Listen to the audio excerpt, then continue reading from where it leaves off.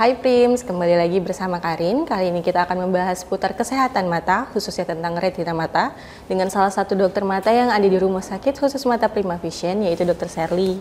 Apa kabar dok? Baik, alhamdulillah. Iya, jadi ini langsung aja ya dok, membahas tentang retina mata. Apa aja sih kebiasaan sehari-hari yang dapat merusak retina mata kita? Sebenarnya sih ya Mbak Karin, itu nggak ada kebiasaan-kebiasaan sehari-hari yang bisa merusak retina atau saraf mata secara langsung. Yang paling sering merusak retina atau saraf mata itu pasien-pasien dengan penyakit sistemik, seperti pasien dengan diabetes, kemudian hipertensi, pasien dengan hyperlipidemia atau sering disebut kolesterol, kemudian orang-orang yang sering terpapar sinar matahari, orang-orang yang merokok tapi merokok yang sehari itu banyak gitu. Kemudian orang yang ada riwayat trauma okuli atau trauma mata. Kalau yang untuk merokok kan banyak di sekitar kita orang-orang merokok, itu gimana dok dampaknya di retina mata kita? Jadi ya seperti yang kita tahu ya kan, merokok itu memang lebih banyak mudaratnya daripada manfaatnya nih Mbak Karin. Yang paling sering ke mata itu efeknya pasti mata kering, karena kan asap rokoknya itu mengiritasi mata, jadi matanya bisa sering merah. Kemudian rokok juga bisa bikin degenerasi makula, itu salah satu dari retina mata itu rusak karena efek dari kandungan yang ada di dalam rokok. Kalau begitu itu juga tidak hanya untuk yang merokok saja, berarti yang terpapar asap rokok juga bakalan terkena dengan di retina matanya ya dok? Iya pasti bisa, karena apalagi yang anak-anak bayi-bayi itu kan juga agak kasihan ya kan, nggak ngapa-ngapain tiba-tiba kena asap rokok, matanya merah, itu juga pasti tuh. Kalau untuk pasien dengan tekanan darah tinggi sendiri itu gimana dok? Mempengaruhi retina matanya sendiri? Oke, baik Mbak Karin. Jadi pasien dengan tekanan darah tinggi yang sering tinggi, naik turun tidak stabil itu sangat mempengaruhi saraf mata.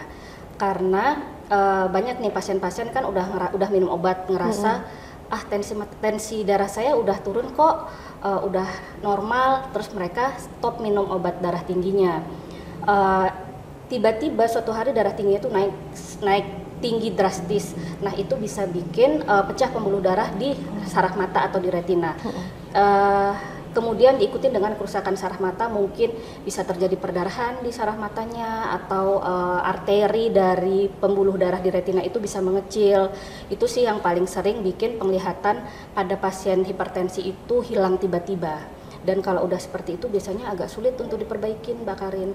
Makanya kalau memang udah terdiagnosa dengan darah tinggi, kita itu wajib minum obat darah tinggi setiap hari. Harus tetap rutin ya supaya darah tingginya stabil, jadinya saraf matanya juga tidak terjadi kerusakan tiba-tiba.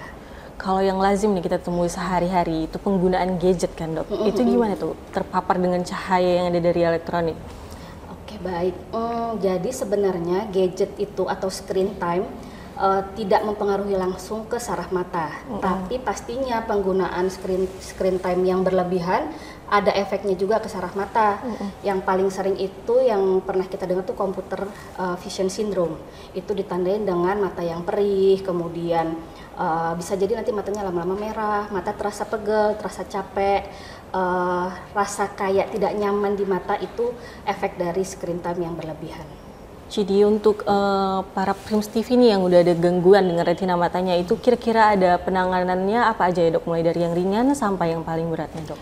Baik Mbak Karin, jadi kalau pasien yang udah diperiksa saraf matanya atau retinanya dengan dokter mata dan memang sudah ada dijumpain kelainan dari saraf matanya itu, pasti harus ada tindakan selanjutnya. Mungkin diawali dengan pemberian obat-obatan itu untuk penyakit saraf mata atau retina yang ringan. Tapi apabila obat-obatan sudah tidak mempan lagi gitu, biasanya sih pada pasien hipertensi atau DM yang tidak terkontrol, itu banyak dijumpai pembuluh darah yang pecah, itu harus kita laser. Kemudian kalau laser juga nggak mempan, bisa dikombinasi dengan suntikan intravitreal, itu disuntikan langsung ke bola matanya. Kemudian pada beberapa kasus yang berat itu kan biasanya sering terjadi lepas saraf mata atau kalau istilah kedokterannya retinal detachment. Itu kita harus lakukan tindakan operasi, bisa vitrektomi, bisa dilengketkan lagi saraf matanya itu untuk mengembalikan kondisi saraf matanya. kenapa kita harus menjaga retina kita baik-baik itu karena kalau kerusakan retina itu sudah terjadi dan kerusakannya berat, itu perbaikannya susah Mbak Karin. Bahkan ada yang tidak bisa diperbaikin lagi meskipun udah dikasih obat-obatan dan tindakan-tindakan kedokteran lainnya. Berarti dia harus bertahap. Berarti Iya. Kalau gitu ada nggak rekomendasi dari dokter mengenai pola kehidupan sehari-hari atau pola makan atau vitamin untuk bisa menjaga kesehatan retina mata kita? Memang sih ada beberapa makanan atau vitamin yang baik untuk kesehatan saraf mata dan terutama mata kita juga.